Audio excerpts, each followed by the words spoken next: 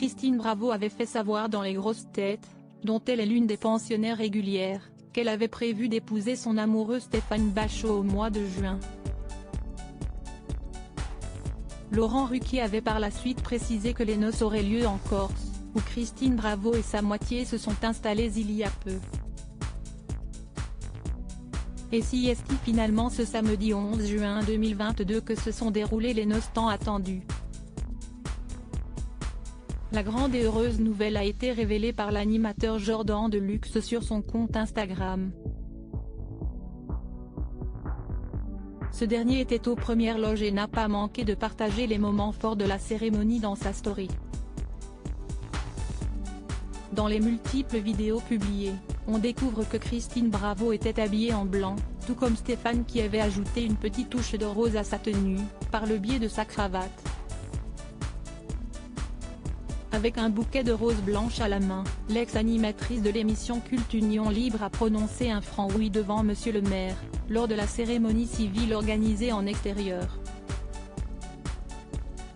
Les époux ont ensuite été invités, comme le veut la tradition, à s'embrasser. Et si est un énorme baiser passionné que les heureux mariés ont partagé devant leurs invités, sous les bravos de rigueur. Les amoureux sont ensuite restés un long moment enlacés pour savourer leur bonheur, sous les applaudissements, voire le diaporama. Cette grande expérience du mariage n'est pas une première pour Christine Bravo. L'ancienne animatrice de 65 ans a déjà été mariée par le passé. L'ancienne star de Froufrou a en effet été unie à Philippe Brunel. Avec ce dernier, les relations ne semblent pas particulièrement chaleureuses, même s'il est le père de sa fille Clara, 29 ans.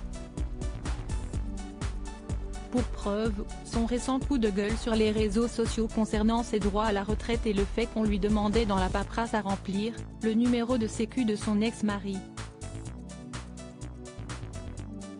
qui refuse de le lui donner. Mais depuis qu'elle a quitté Paris, elle habitait sur une péniche, et qu'elle est installée en Corse, Christine Bravo mène une existence bien plus zen.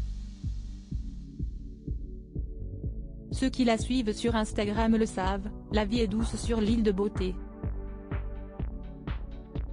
Ma vraie vie commence #Corse. Suis en train de choisir les végétaux pour mon beau jardin. Suis à fond sur les agrumes, avait-elle notamment écrit en légende de ce publication sur son compte.